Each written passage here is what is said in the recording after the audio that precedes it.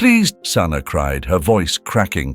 Please don't leave me. David hit the brakes, throwing the bus into park just as the girl reached the door. She banged on it with both fists, her knuckles red from the cold. David didn't hesitate. He swung the door open, and the girl stumbled inside, nearly collapsing onto the steps. She was breathing too hard, as if she had run much farther than just a few blocks. He recognized her immediately. Sansa, 8 years old, quiet. Always sat in the second row, never speak unless spoken to. She was the kind of child who melted into the background, unnoticed by the louder, livelier students. But now, there was no hiding. Tears streaked her dark skin, glistening against the morning light. Her hands, small and trembling, clutched the straps of her backpack as though letting go would make her fall apart. David crouched down, leveling his voice, keeping it steady, gentle. "Sansa," he said. "What's wrong?" The girl's chest heaved, her breath ragged. She glanced back toward the street, toward the house she had come from. David followed her gaze. The house sat still, curtains drawn, a porch light flickering weakly. There was nothing immediately alarming about it. But something about the way Sansa looked at it, like it might swallow her whole, sent a chill up his spine. She turned back to him, her lips trembling. "He'll kill me," she whispered. David's stomach dropped. Just an hour ago, David's peaceful morning was going on as usual. That morning air was crisp, the kind that carried the sharp bite of winter.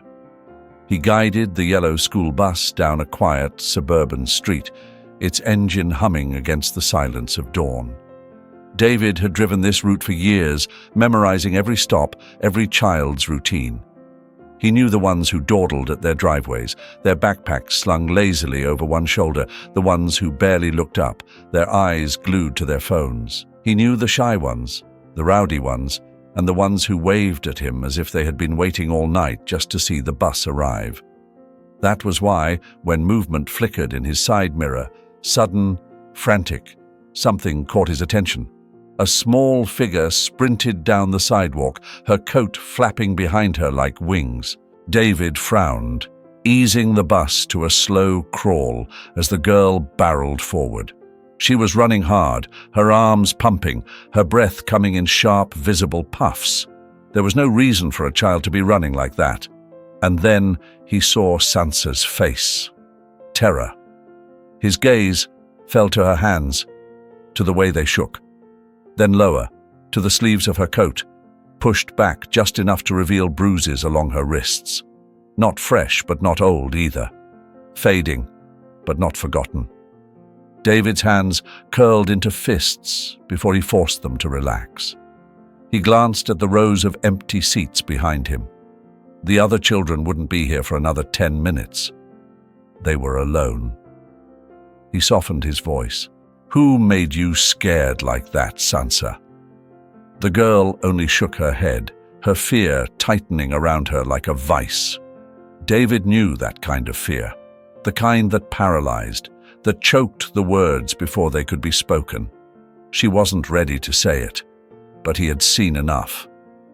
"You're safe now," he promised. "I won't let anyone hurt you." For the first time, Sansa let out a breath. It wasn't relief, not yet, but it was something close. David rose, closing the doors behind them. He reached for his phone. It was time to make a call. The school parking lot was quieter than usual, the early morning air still carrying the weight of the fading dawn. David Porter sat stiffly in the driver's seat. His eyes flickered toward the small figure sitting rigidly on the first row of seats, her tiny hands clutching the backpack on her lap like a lifeline. Sansa had not moved since stepping onto the bus. Even as they reached the school, even as the other children began gathering in small clusters outside, laughing and chattering in the winter air, she remained frozen, unwilling to step out. Her dark eyes darted toward the open doors. But each time her gaze shifted toward the school entrance, it snapped back to David, wide with silent pleading. "Sweetheart," David said gently, twisting in his seat to face her. "We're here. It's okay now." Sansa shook her head, her grip on the backpack tightening. Miss Hall, the school counselor, stood outside waiting. She had seen David hesitate, had noticed the way he lingered in his seat longer than usual.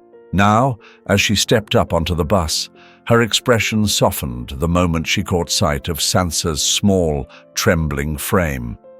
"Sansa, honey." Miss Hall's voice was warm but firm, carefully measured. "Come with me, sweetheart. Let's go inside where it's safe, all right?" But Sansa only burrowed deeper into herself, her shoulders curling inward as though she could somehow disappear. David had seen this kind of fear before, not the everyday childhood kind, not the fear of a bad grade or a forgotten homework assignment. This was something rawer, something carved deep into the bones. It was the kind of fear that made a child run for their life before sunrise. Sansa's small voice broke through the quiet. "Please," she whispered, her throat tight, her words barely forming. "Don't make me go back. Please." David's chest tightened.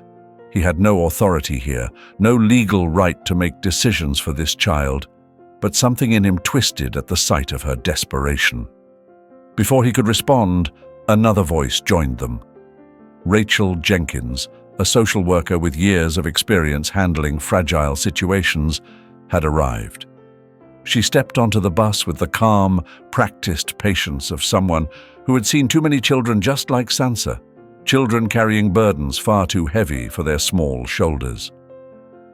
"Hello, Sansa," Rachel said softly, kneeling to her level.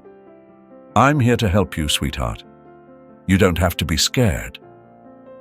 Sansa didn't respond.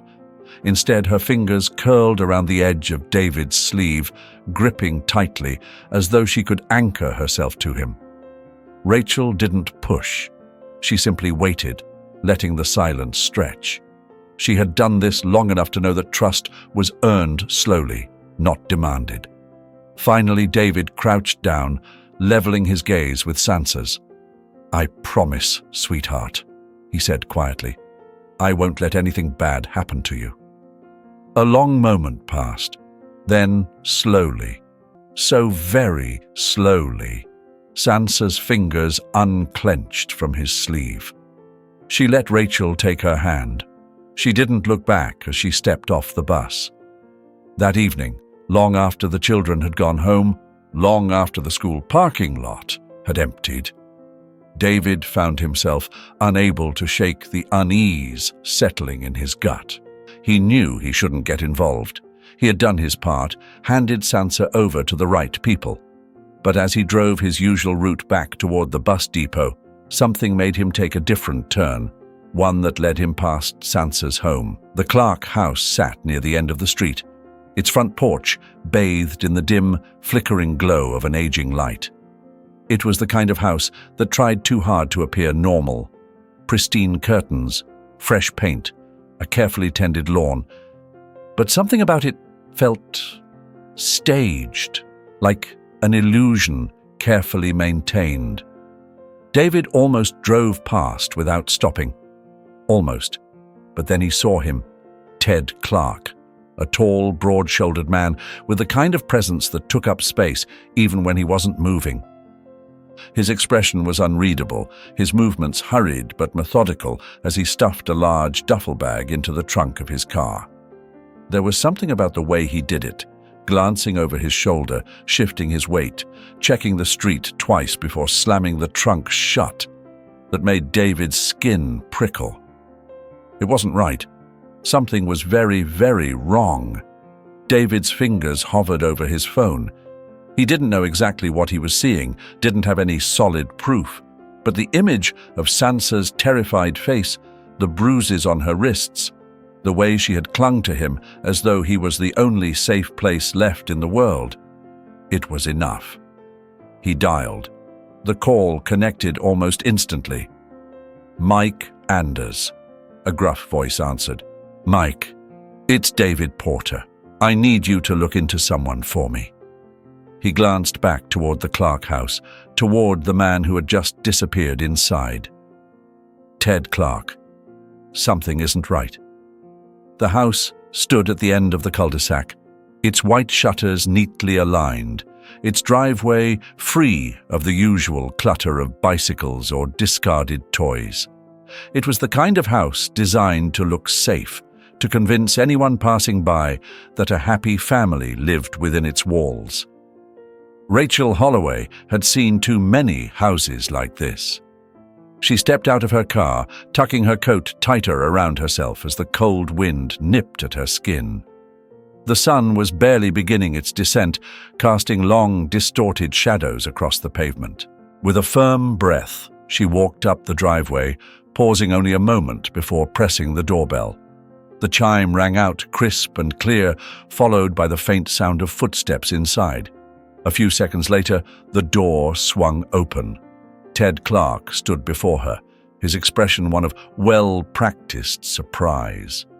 He was taller than she remembered, broad-shouldered, dressed in a pressed button-down that looked just a little too crisp for someone who had allegedly spent the morning at work. His eyes, grey, unreadable, flickered with something she couldn't quite name before settling into careful politeness. "Miss Holloway," he said, his voice even, as if her arrival was nothing more than a mild inconvenience. "To what do I owe the pleasure?" Rachel met his gaze without hesitation. "I'd like to speak with you about Sansa." At the mention of the girl's name, something shifted in Ted's posture, barely perceptible but there all the same. A slight tightening of his jaw. He stepped aside, forcing a chuckle as if she had caught him off guard with a silly request. "Of course," he said. "Please come in." Rachel had barely crossed the threshold before she smelled it. Bleach, not the faint, familiar scent of a recently cleaned kitchen or a casual wipe down of surfaces. No, this was thick, overpowering, clinging to the air like something that had been scrubbed too many times in too short a period. The carpet beneath her feet was slightly damp, though the rest of the house looked as pristine as a magazine spread. Rachel kept her expression neutral. She had learned long ago that men like Ted watched for reactions. He led her into the living room, where the furniture was perfectly arranged. Every throw pillow in place, not a single misplaced item in sight. It felt staged, too perfect, the kind of neatness that wasn't lived in, but rather performed. Ted gestured toward the couch. "Would you like some coffee? Tea?" Rachel shook her head. "I won't take up much of your time." She let her eyes drift toward the staircase, the framed pictures lining the wall. Most of them were Ted at work, Ted fishing, Ted standing beside a sleek black car. There was only one of Sansa, tucked into a far corner, almost as if she were an afterthought. "She's always been a bright girl," Ted continued, lowering himself into an armchair opposite her. "Creative, even. Sometimes a little too creative, if I'm being honest." Rachel folded her hands in her lap, waiting. "She tells stories," he said, giving a sheepish laugh. "Wild things. Monsters under the bed, strangers watching her through windows, things that aren't real. It's her imagination running away with her, I suppose." He sighed, shaking his head as if amused. "I blame the books she reads." Rachel let the silence stretch. It wasn't the words that mattered. It was the way he said them. Too smooth. Too practiced. She had spoken to countless parents, guardians, foster families. She had listened to real grief, real concern. And then she had listened to this. The carefully manufactured explanations, the rehearsed excuses meant to steer the conversation in one direction while burying something else beneath the surface. She leaned forward slightly, letting her gaze settle on him in quiet scrutiny. "And the bruises?" For the first time, Ted faltered. It was quick, a flicker of something behind his eyes, gone almost as soon as it appeared. But Rachel saw it. "She's clumsy," he said, his voice measured. She runs. She falls. Kids do that. Rachel tilted her head, watching the way he shifted in his seat. Does she? Ted held her gaze for a beat too long before his lips curled into something resembling a smile. Miss Holloway, I understand why you're here, but I can assure you there is no problem in this house. Rachel didn't answer. Instead, she let her eyes drift toward the far hallway, where a door stood shut tight, its frame heavier than the others. A basement door. Rachel nodded toward it. May I take a look downstairs? Ted's entire demeanor changed. He leaned back, arms crossing over his chest in a way that seemed casual but wasn't. There's nothing down there but storage, he said lightly. Old furniture, tools. It's a mess, really. Rachel kept her tone steady. Even so. Ted's fingers drummed against the armrest. No need, he said finally, his voice clipped. I'd rather not have strangers digging through my things. Rachel didn't push. She simply made a note. The house was too clean. The basement was off limits. The scent of bleach lingered too long. She stood, smoothing out her coat. Well, she said, offering a polite smile, thank you for your time, Mr. Clark. Ted rose as well, walking her to the door. His movements were a fraction too quick, his grip on the doorknob a fraction too tight. Of course, he said. I hope this clears up any concerns. Rachel stepped outside, the evening air biting at her skin. She didn't look back as she walked toward her car, but she felt it, the weight of his eyes watching her go. She slid into the driver's seat, pulled out her phone, and typed a single note. Request search warrant. The house stood still in the crisp morning air. It looked like any other home on the street, ordinary, quiet. But Detective Anders had learned long ago that houses could keep secrets just as well as people. Ted Clark stood in the center of the living room, his broad shoulders squared, his jaw tight. You have no right to be here, he said, voice clipped, strained. This is harassment. Anders ignored him. He unfolded the warrant, crisp and official. Step aside, Mr. Clark. For a moment, Ted didn't move. His fingers twitched at his sides, jaw clenched so tight a vein pulsed in his temple. But then, with forced calm, he exhaled through his nose and stepped back. The officers moved swiftly, searching each room with precision. The house was too clean, too staged. The furniture is perfectly arranged. No dust on the bookshelves, no dishes in the sink. But the smell of bleach still lingered. One officer found the door to the basement. The handle was stiff, as if it hadn't been used in a while. A lock had been added, a heavy-duty one, not the kind meant for storage. Anders glanced at Ted. What's in the basement? Ted scoffed. Storage, old furniture, tools. Nothing worth your time. But his voice was wrong, too casual. An officer snapped the lock. The door creaked as it swung open, revealing a steep wooden staircase. A damp, musty smell drifted up, a stark contrast to the artificial sterility of the house above. Step by step, the team descended. The light flickered weakly from a single bulb overhead, casting long, distorted shadows. Then they saw it. A small wooden panel, slightly ajar, as if it had been hastily closed. Anders stepped forward, his pulse steady but firm. He crouched, fingers gripping the edge of the panel. It took effort, but he pried it open. And there it was, a hidden compartment. Inside, stacked neatly as if someone had taken great care to arrange them, were a pile of clothes, women's clothes, stained with something dark and dried.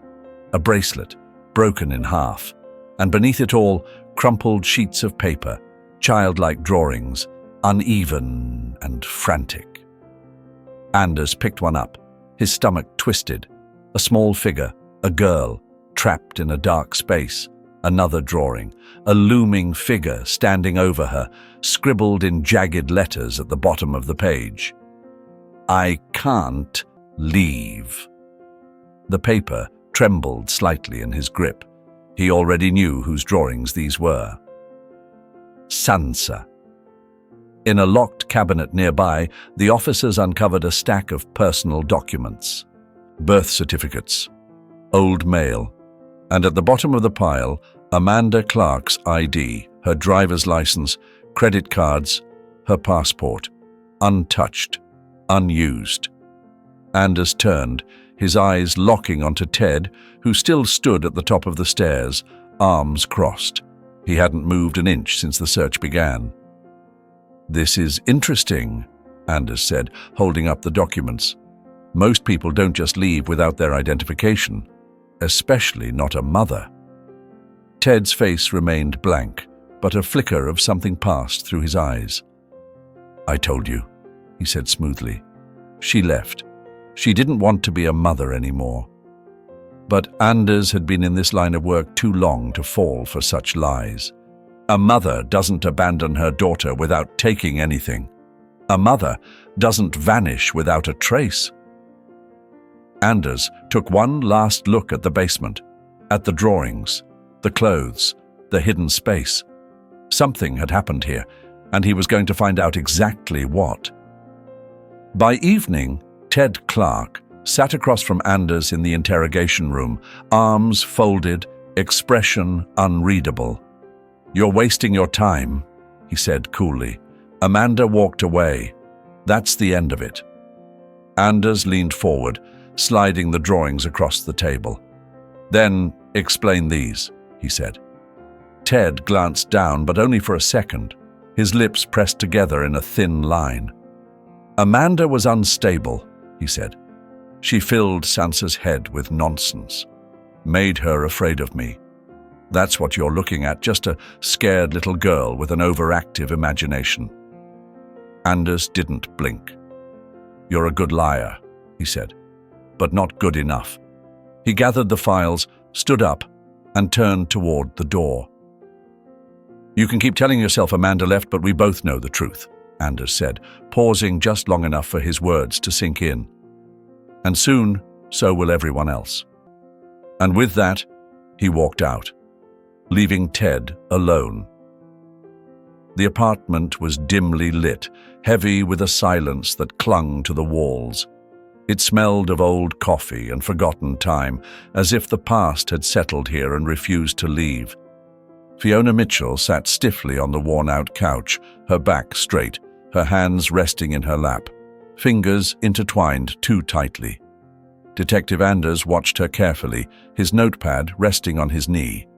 Next to him, David Clark, silent but present, observed with quiet intensity. When Anders spoke, his voice was gentle but firm. "Miss Mitchell, we need to talk about Sansa." Fiona flinched. It was slight, almost imperceptible, but the name struck something inside her. Her hands clenched tighter. A deep breath, then another. Finally, she exhaled, her voice barely above a whisper. "I should have done more," she said. Anders exchanged a glance with David before leaning forward. "Tell us what you remember." Fiona's gaze drifted toward the window, as if looking into the past.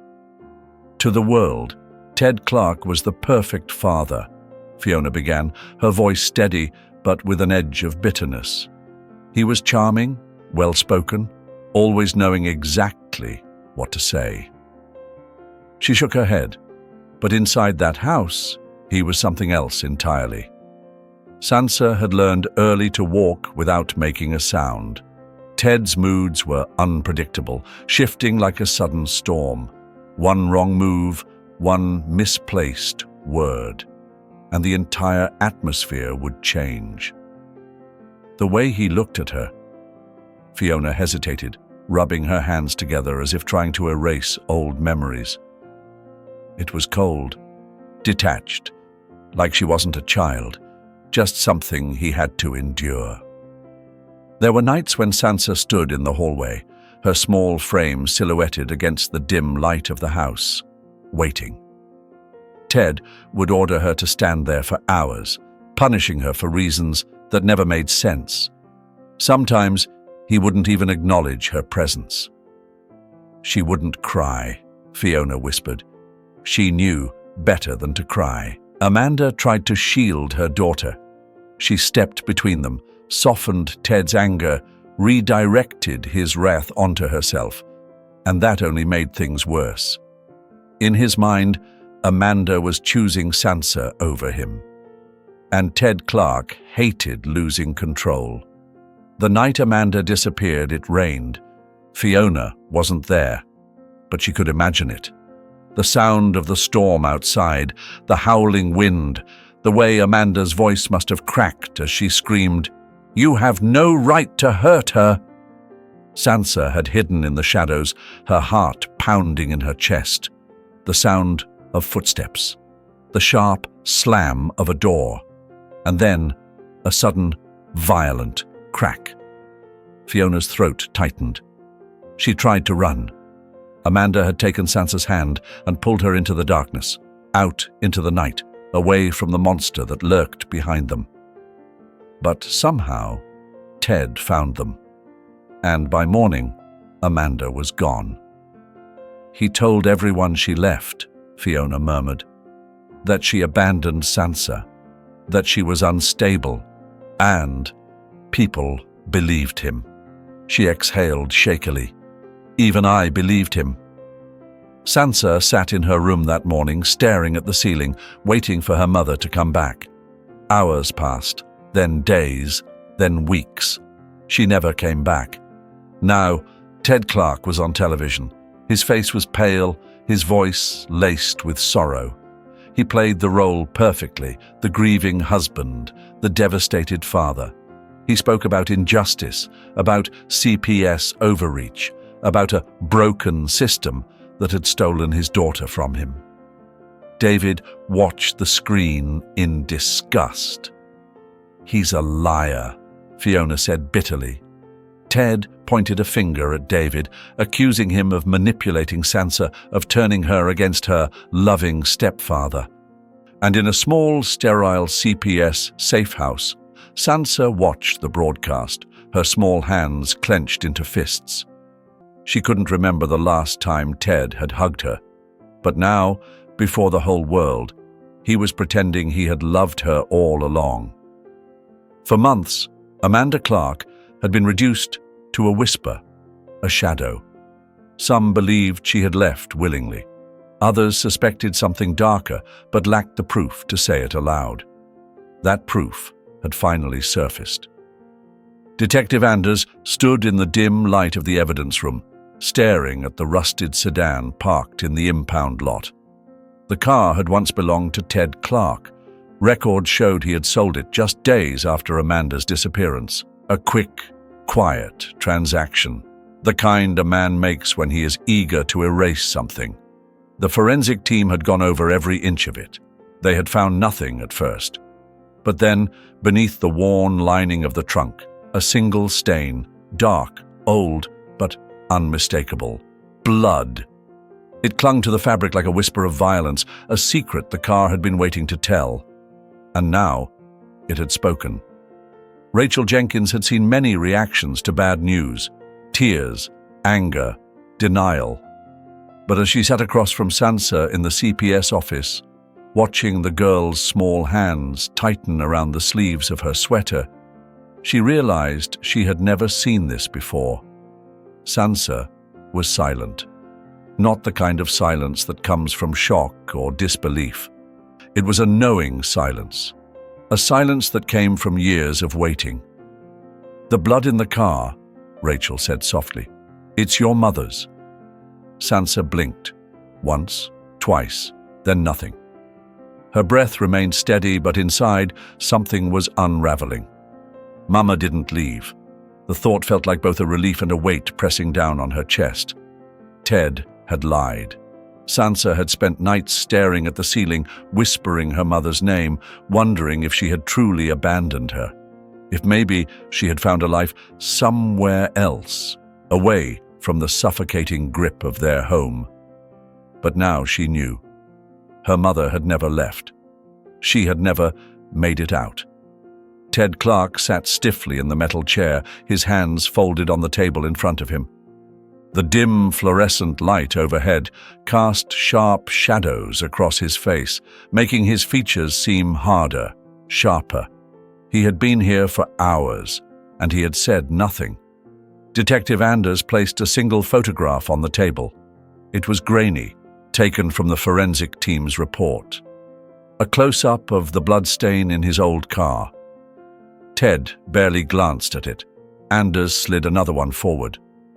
A laboratory report. DNA results. Amanda Clark's name typed neatly across the top. Ted exhaled through his nose. A slight shift in his posture. The first crack. "You sold the car," Anders said, voice calm, right after Amanda disappeared. Ted's jaw tightened. "You can explain that, can't you?" Silence. Anders leaned forward, his voice softening, almost conversational. "Or maybe you can't." That was when Ted snapped. His palms slammed against the table, the sound cracking through the room like a gunshot. His voice, once controlled, now shook with rage. "I didn't mean to kill her, she—" He stopped, realizing too late what had just slipped from his lips. Silence swallowed the room. Anders sat back, watching the weight of those words settle over Ted like a chain tightening around his throat. Ted's breathing was ragged now. His hands trembled against the cold metal table. "She wouldn't stop," he muttered. "She wouldn't listen. She said she was going to take Sansa away, and I just—" He looked at Anders then, his eyes wild, searching for something, an excuse, a justification, a way out. But there was none. Slowly, his shoulders slumped. His hands fell to his lap. The fight was gone. The forest was silent, save for the sound of shovels breaking through damp earth. Detective Anders stood near the tree line, watching as officers worked in grim determination. Ted had finally told them where to look. The smell came first, earthy, rotten, a scent that clung to the air. And then, as the last layers of dirt were lifted away, they saw it. A bundle of cloth, faded and tattered. Inside, the remains of Amanda Clark. Her skull was fractured. The forensic team would later confirm the cause of death, a fatal blow to the head. She had fought.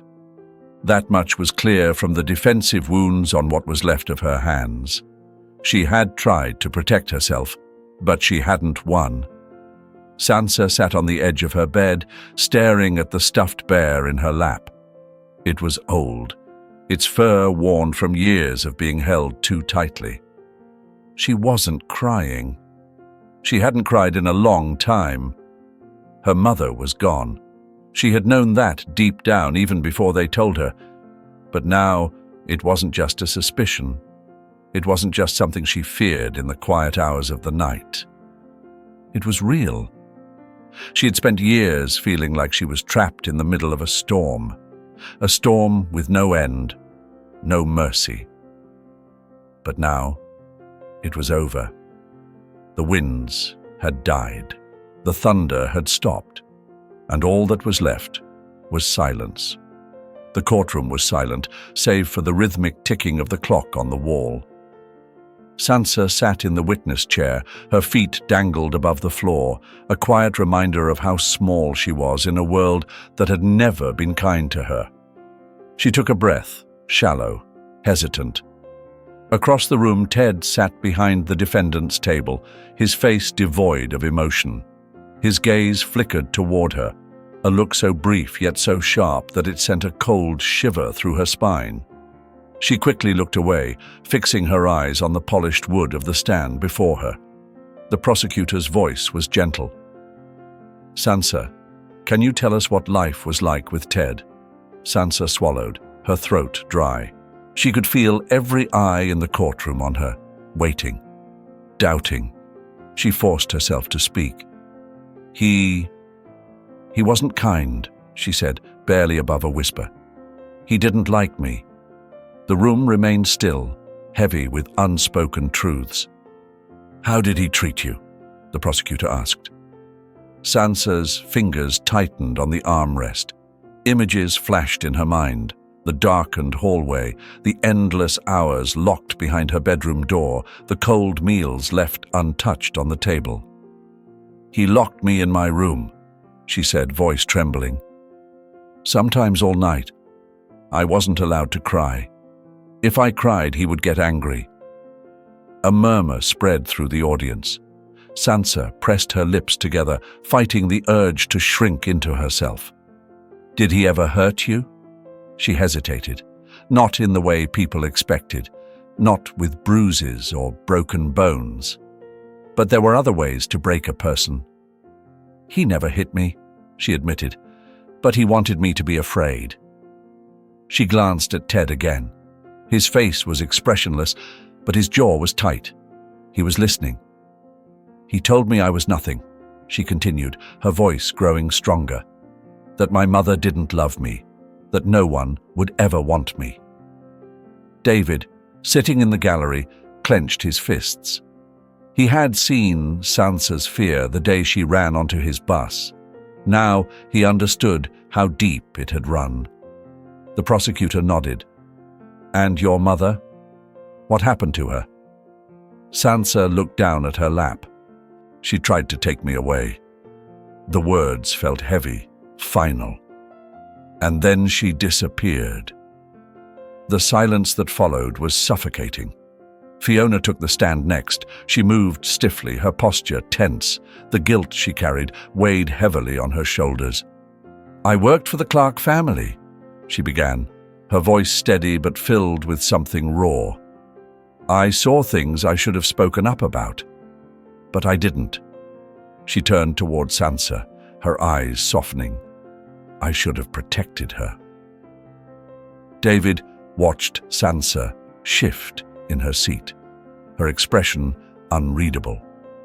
He wondered if she even knew what it felt like to have someone say those words about her, to be protected. Fiona cleared her throat and continued. The weight of her words settled over the room. The prosecutor approached. Did you ever witness him harming Sansa directly? Fiona's face darkened. I saw the way he looked at her, like she was a burden, like he resented her just for existing. She shook her head. And I saw the way Amanda tried to protect her. That's why she had to leave. She exhaled sharply. But she never got the chance. Ted shifted in his seat. Fiona met his gaze, unflinching. I won't stay silent anymore. The prosecution laid out their case with precision. The DNA evidence from the trunk of Ted's car. The bloody scarf found in his basement. The autopsy report confirms Amanda's cause of death. And then, his own confession, caught on tape, his voice raw with frustration. I didn't mean to kill her. She pushed me too far. Ted sat motionless as the evidence was presented, as if the walls were closing in. His carefully crafted image was crumbling, exposed for what it was, a lie. When the prosecution rested, the courtroom seemed to hold its breath. The judge turned to the jury. You may begin deliberations. The jury only took 3 hours to decide. When they returned, the foreman stood, a folded paper trembling in his hands. The judge nodded for him to proceed. We, the jury, find the defendant, Ted, guilty of second-degree murder and child endangerment. A collective exhale swept through the courtroom. Sansa sat between David and her lawyer, her small shoulders rising and falling as she tried to process the words. Guilty. It was over. Ted jolted to his feet, his face red with fury. This is a mistake, he shouted. I'm the victim here. But no one was listening. The bailiff moved toward him, handcuffs ready. "You took everything from me," he spat, his glare landing on Sansa. For the first time, she met his gaze without fear. "You don't control me anymore," she said softly. Ted's face twisted in rage as the officers restrained him, dragging him toward the exit. His shouts echoed down the hallway, fading into nothingness. The cemetery was quiet. The morning air was crisp, carrying the scent of damp earth and freshly cut grass. Sansa walked slowly, her small fingers clutching a folded piece of paper. Beside her, Rachel Jenkins kept a steady pace, watching the girl with quiet understanding. The Parker family, her new foster parents, stood a respectful distance away, allowing Sansa the space she needed. She reached the grave and knelt. The name etched into the stone was one she had whispered in the dark, had clung to in her dreams. Amanda Clark. For a moment, she simply stared. Then, with careful hands, she unfolded the drawing, a picture of her and her mother, hand in hand, standing under a bright blue sky. The colors were vibrant, full of life, as if willing the image to be real.